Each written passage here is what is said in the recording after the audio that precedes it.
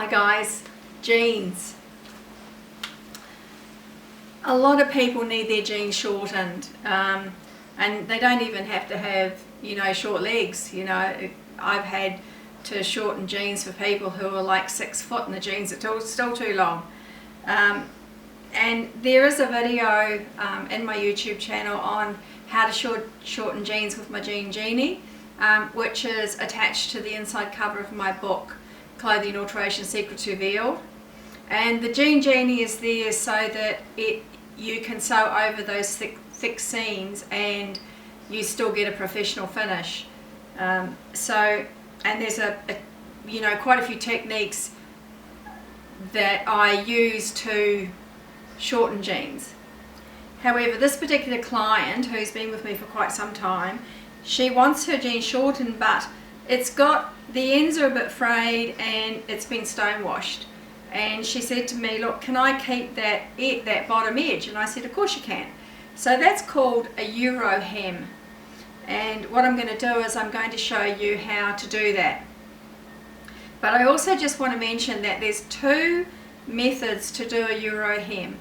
So this method I'm going to show you now is what I term the easier option, and then later on in weeks or months to come I'll do the second type, which is a little bit more complicated, and you end up with an encased hem, but you end up with this back on again as well. But let's go with the easy option today and I'll show you how to do that. So the first thing you want to do is measure the amount that it's been shortened by. In this case it's 2 3/4, and for metric guys it's 7 centimeters. So what we want to do is take the pins out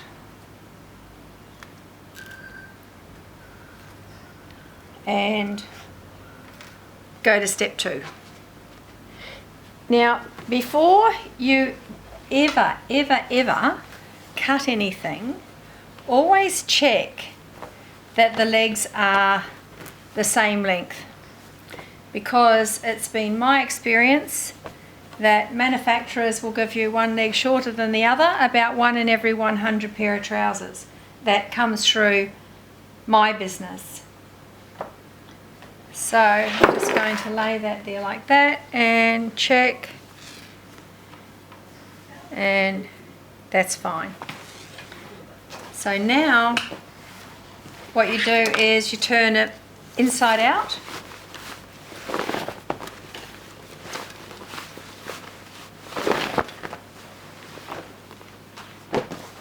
and now we're ready.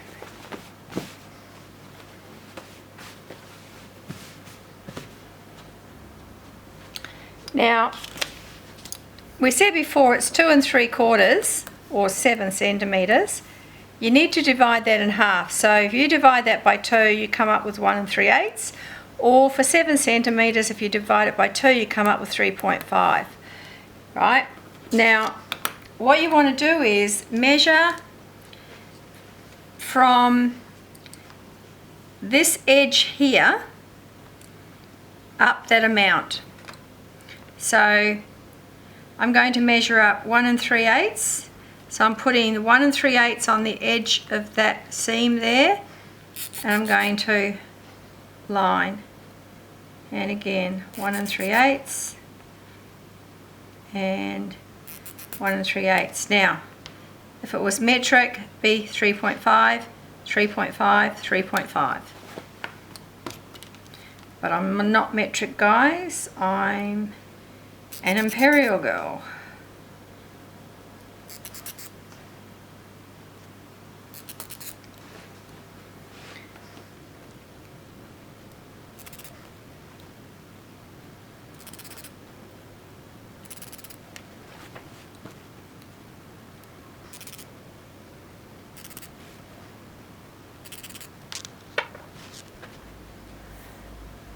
So I've just zoomed in to show you again what I did. So it's 1 3/8 on there and mark up, which is half the amount that it's been shortened by. Okay, or if you were metric, it'd be 3.5, 3.5, 3.5, because it's going up 7 but you want to be doing half that.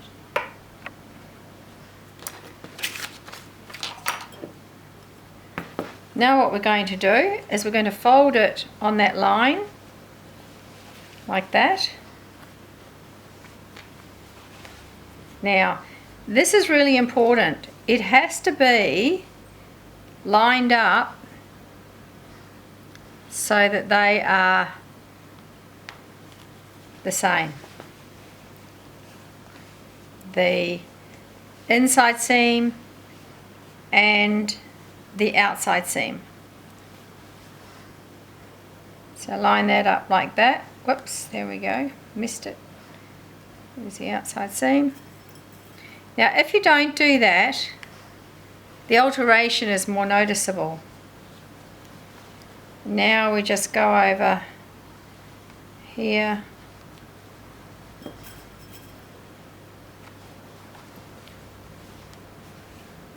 I think that's got to go up more.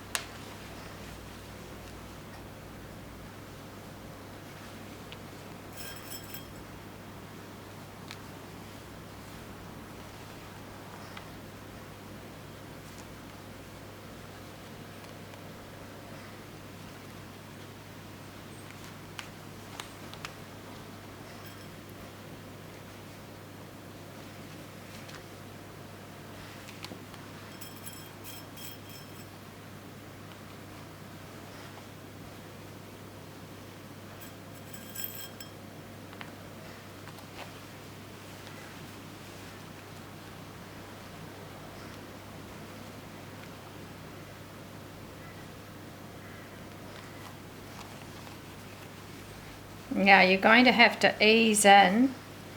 I'm lucky because these are actually a stretch.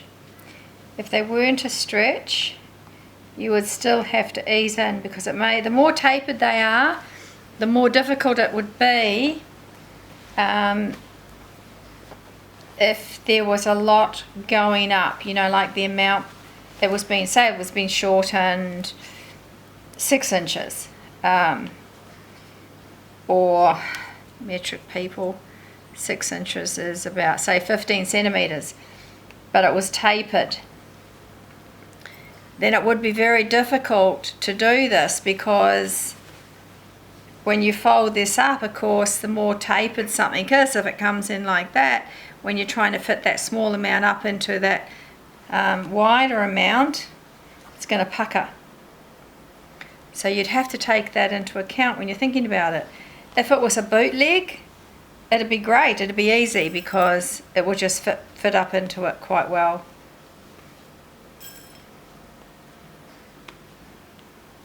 Now there's a reason I'm putting the pins where I'm putting them, which is right on the edge of this, but actually not on the hem, just on the fabric side. Okay, so there we are, we've pinned it, and all we need to do now is sew it. Okay, so a couple of things. This is a stretch needle. I'm taking that out and I'm putting a denim needle in. If you sew denim, you should always use a denim needle. This is a stretch denim, however, and you can get stretch denim needles. However, I'm going to be sewing through quite a few thicknesses, and so I need the denim size. Okay, so now what I'm going to do, I am going to actually stitch. Can you see that stitch line there? And you can see where the pin is. I'm going to sew in between that, right on the very edge of that hem allowance. So I'm going to sew on the hem allowance all the way through. And the reason I'm going to do that is that I want my join to be like that, so that when I turn this back, it's not like that. It's going to be like that. Otherwise, it's more noticeable. So, I'll move the camera in a minute.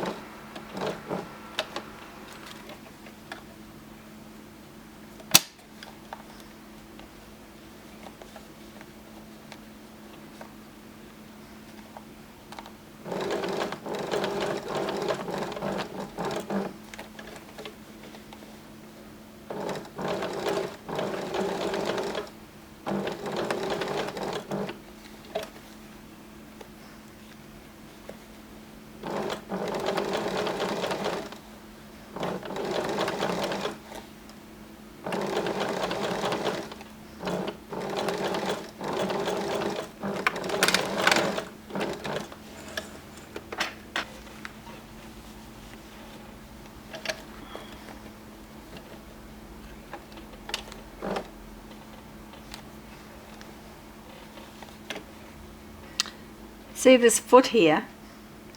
This is a single buttonhole foot. I am using a Janome. The reason I use that single buttonhole foot is that it's got little grooves underneath, and at the moment it's helping me by not slipping off this seam allowance, and because it's clear I can see what I'm doing.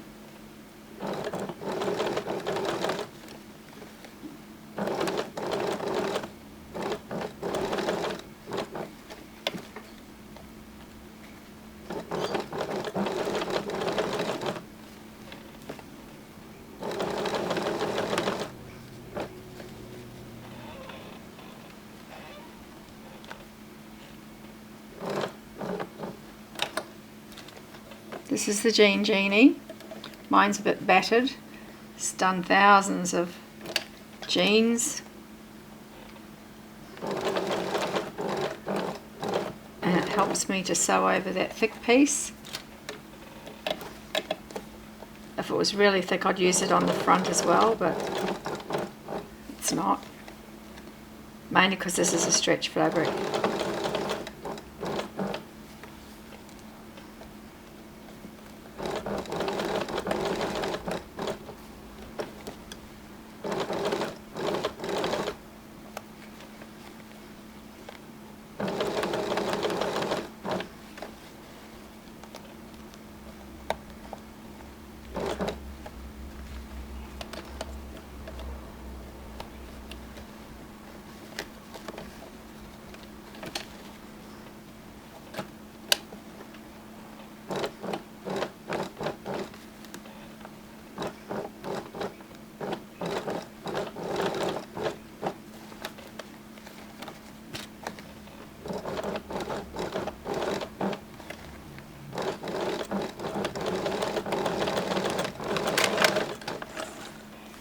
There's a little section here that I've come off. You can see how that's a bit light there. And when I look at it, I can see that I've just missed it. So if that happens to you, just go back and catch it. It's a very, very small section that you're working on.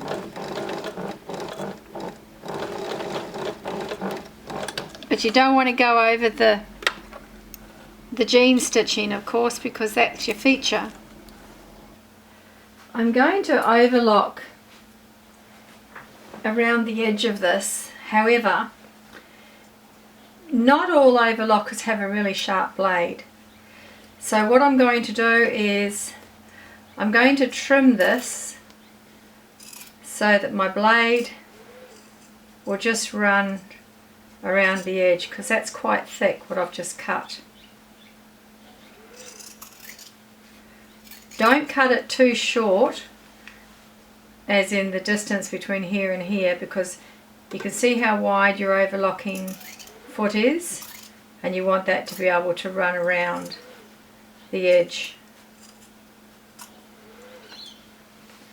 Now you could leave it, of course, but there's no point, because this person doesn't want them to be let down. She's a grown woman. She's not going to sprout.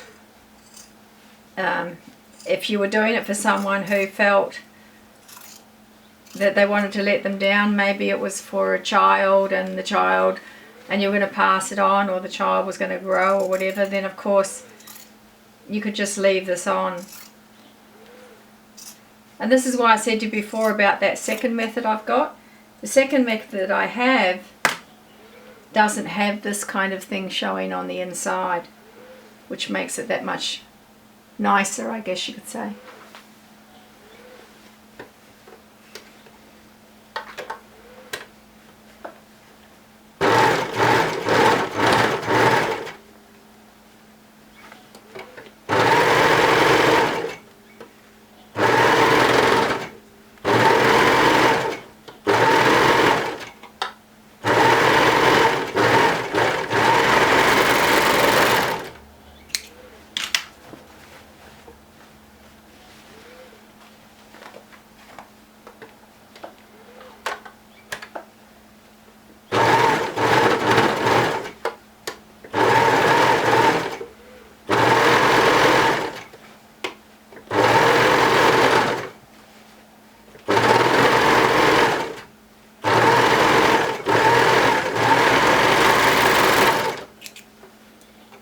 Okay, so that's done, and now we only have one more step left.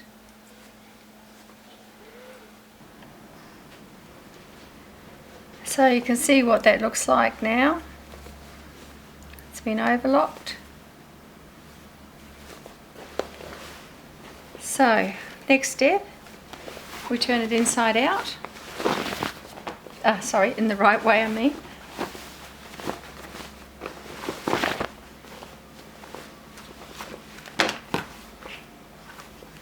Push that up inside, and what we're going to do, we're going to stitch on that very edge there all the way around. Now it's important to obviously use the same colour as the denim on the jeans. You know, you wouldn't use white, of course, you know, so you'll try and match this colour as best as you can. Some kind of navy. You can see how now that that's been pulled back,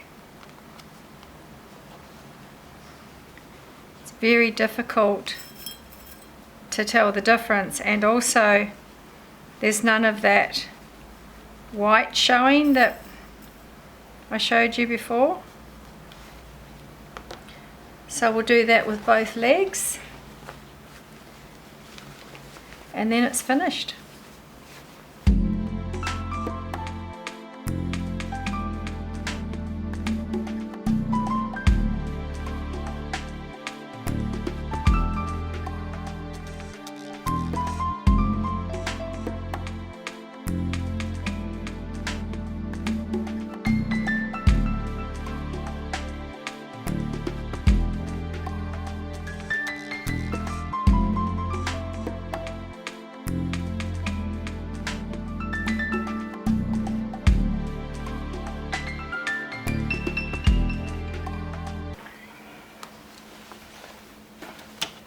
I always start on the inside leg. This is another reason why I like domestic machines, because I can slide that in onto the armrest. Now you want to do this row of stitching as close to the fold as you can and pull that back so that you can see the feature of the fabric, of the stitching.